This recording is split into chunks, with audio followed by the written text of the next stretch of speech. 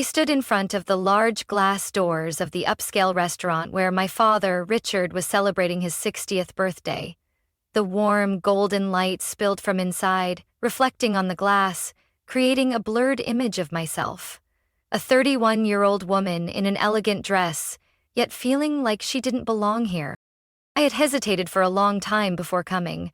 If it weren't for my aunt, the only person in the family who truly cared about me, I would never have stepped foot into this party. She had called me last week, gently urging, "Lana, he's still your father. At least stop by and say hello, and if it doesn't feel right, you can leave." So here I was, knowing full well that in this party, I was nothing more than an outsider. I took a deep breath and pushed the door open. Soft music from a live band in the corner played through the air, blending with the lively chatter of hundreds of guests. Just as I expected, my father had thrown a grand party, not just to celebrate his birthday, but to reinforce his status in the business world. I walked toward the check-in table, where a neat row of name tags had been carefully arranged. I skimmed through the familiar names: Uncle Peter, Cousin Emily, family friend, Mark. But when I found mine, I froze. The small tag in front of me didn't just have Lana written on it. Beneath it, in delicate handwriting, 2 words had been added. Garden. For a moment, I thought I had misread it. I blinked, my heart pounding in my chest. Behind me, a soft yet unmistakably mocking laugh rang out.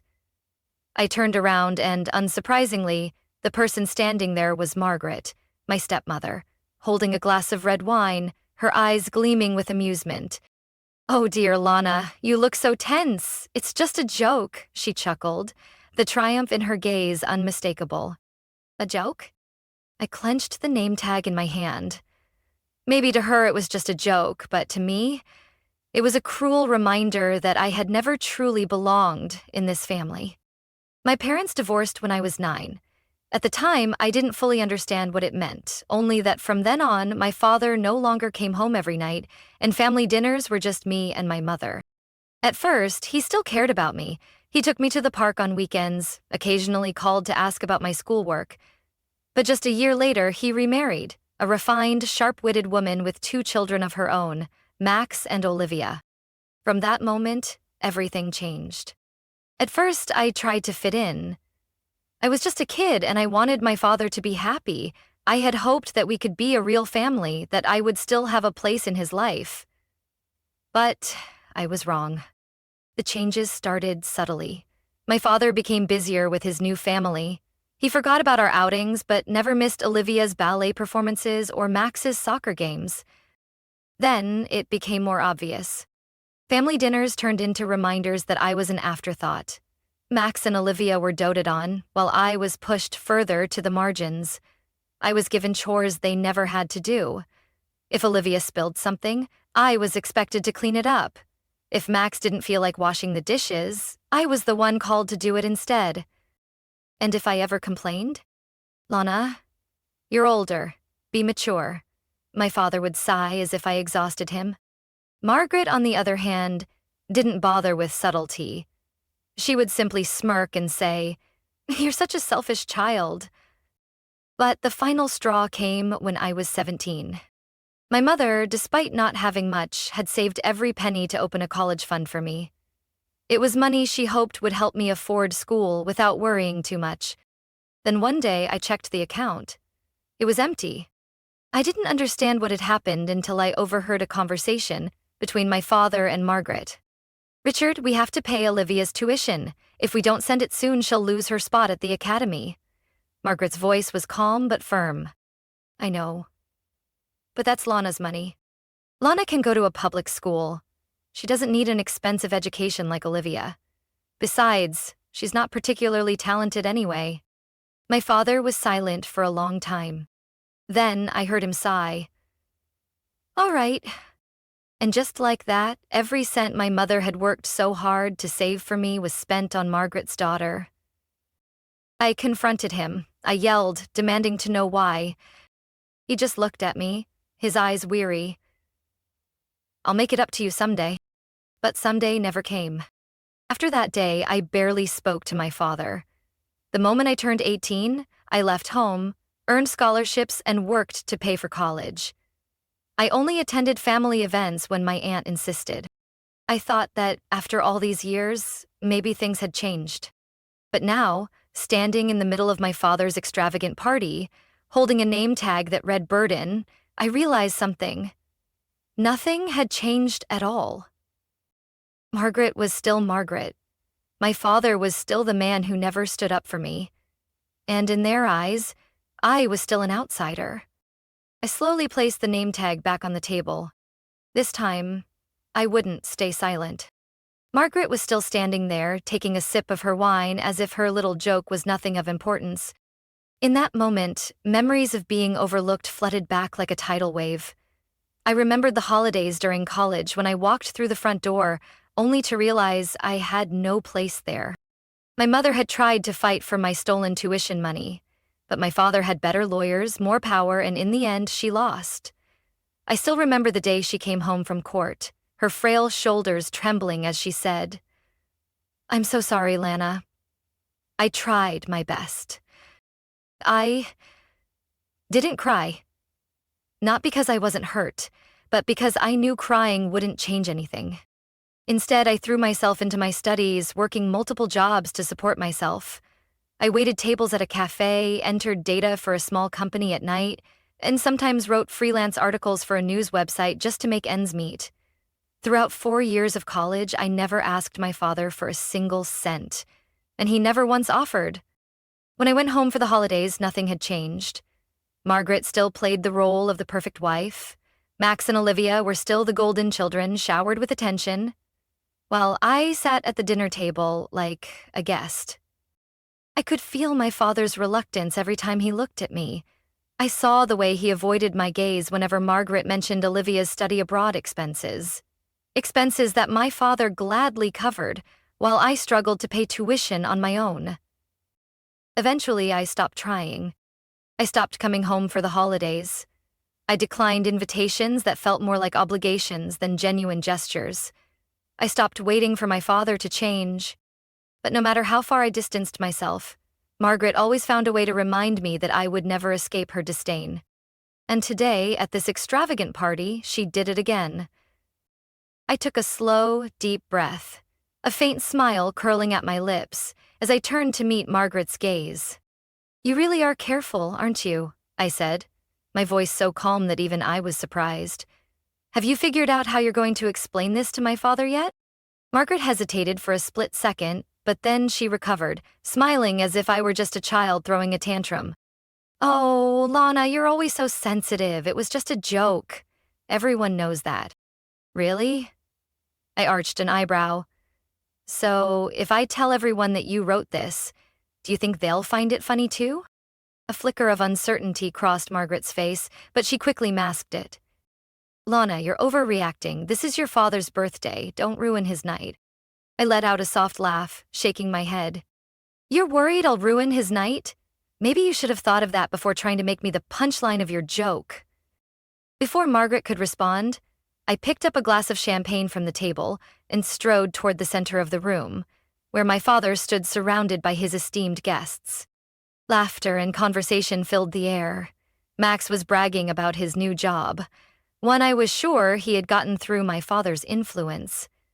Olivia, as usual, was gushing about her upcoming lavish wedding, which I had heard was mostly funded by my father. I stood there for a moment, watching my father, the man I once admired, the man who had been my entire world when I was a child, but now felt like a stranger. He noticed me, his eyes slightly widening, as if he had forgotten I was even here. "Lana," he spoke, looking slightly uneasy. "I didn't think you would come."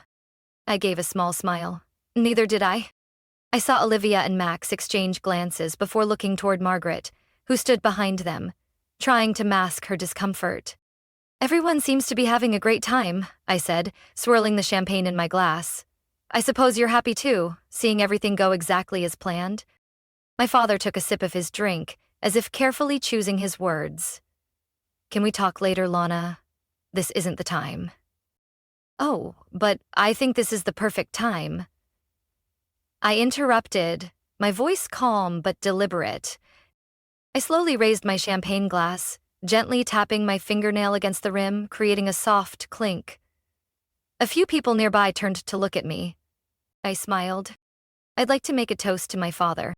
I saw my father's smile falter slightly, while Margaret narrowed her eyes in suspicion. To my father, for having the perfect party, the perfect life, the perfect family, I said, my voice light but tinged with irony. And, to him, for teaching me a very valuable lesson. I paused for a moment, letting my words linger in the air. I think you've had a bit too much to drink, Margaret interjected, her smile still fixed in place, but I caught the sharp glint of caution in her eyes. I didn't respond immediately. I let the silence stretch, let the weight of my presence settle over the room. My father looked as though he wanted to stop me, but he also knew that anything he said now would only make things worse. I'm completely sober. I lifted my champagne glass again, slowly scanning the room. But maybe some people here just aren't comfortable hearing the truth. A few guests shifted uncomfortably, inching away as if not wanting to get caught up in whatever was unfolding. Max crossed his arms, a smirk playing on his lips, clearly entertained, while Olivia sighed, tapping her fingernail lightly against her glass. In fact, I'd like to take a moment to express my gratitude, I continued, my voice steady and controlled. Thank you, Dad. Thank you, Margaret, for teaching me one of the most important lessons of my life. A lesson I will never forget. My father frowned slightly. Lana, this isn't... I raised my hand slightly, cutting him off with a polite smile. It's okay, Dad, just a simple thank you speech. Margaret took another sip of her wine, still keeping her composed facade, but I noticed her fingers tightening around the stem of her glass. Thank you, Dad, for showing me that some people only love you when you fit the role they've assigned to you. When you're obedient, silent, willing to stand in the background and not disturb their perfect little world. I turned to look directly at Margaret. And thank you for always reminding me that, in this family, I was never truly meant to belong. A few murmurs rippled through the crowd. Some guests exchanged glances, clearly uneasy. But most importantly, I said, placing my glass gently on the table, thank you for helping me realize that I don't need anyone's approval here to know my own worth. The room was utterly silent. I met my father's gaze, then Margaret's, then Max's and Olivia's. So, I lifted my glass again, smiling faintly. Here's to the last time any of you will ever see me. And with that, I downed my champagne, set the glass down, turned on my heel, and walked out of the party. No one said anything, no one stopped me.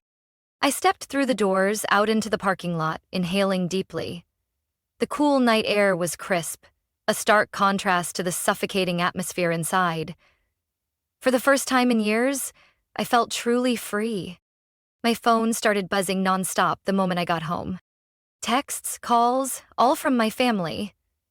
My father had called 3 times, Margaret twice, and even Olivia had sent a short, irritated message. What the hell did you just do?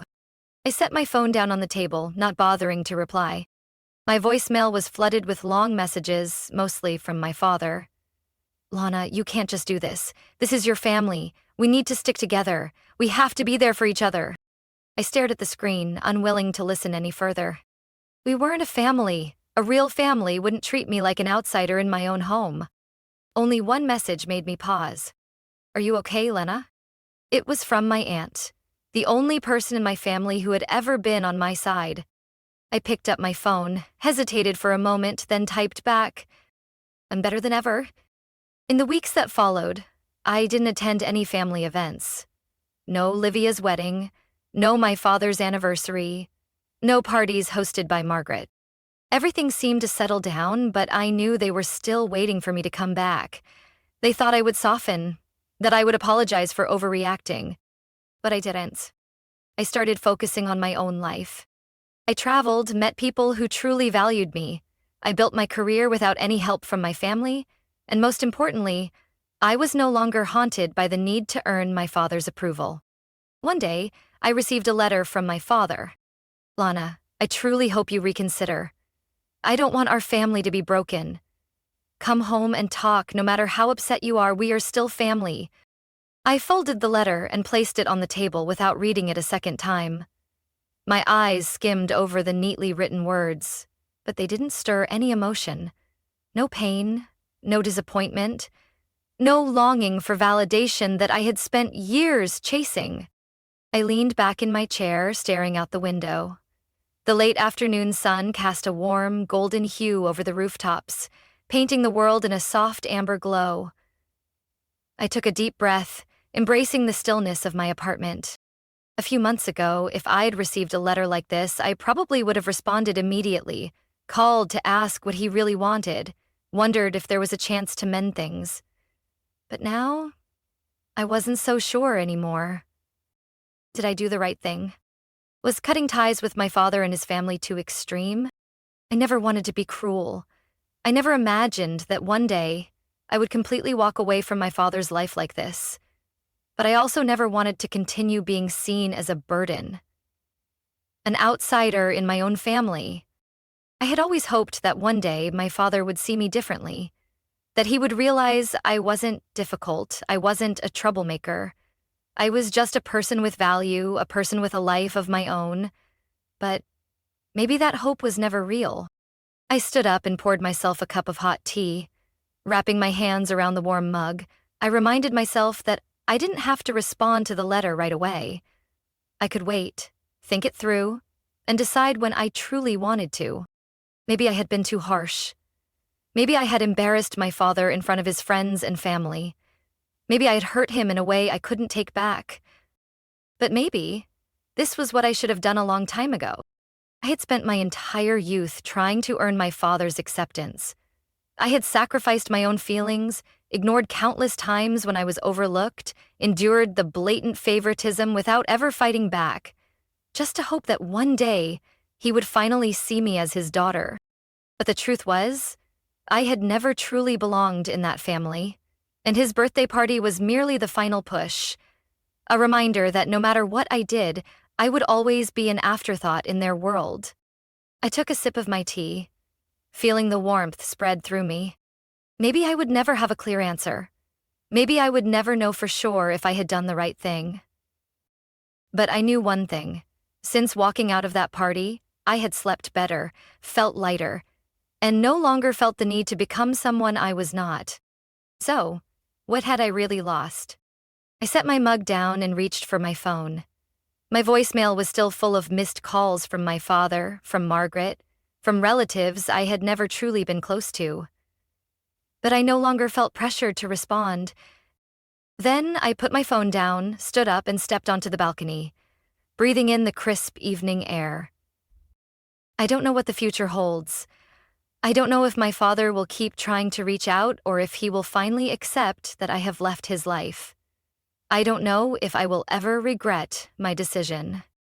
But right now, I know that I have chosen myself. And maybe that's the most important thing. What do you think? Did I go too far, or was this something I should have done long ago? Lana's story is not just a personal tale.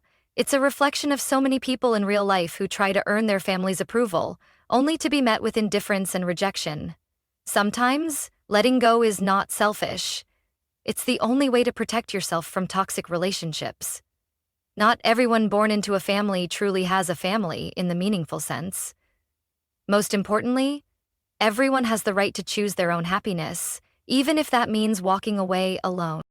What do you think about Lana's story? Did she go too far, or was this a decision she should have made long ago? Share your thoughts in the comments. And don't forget to follow the channel for more stories about family, life, and valuable lessons.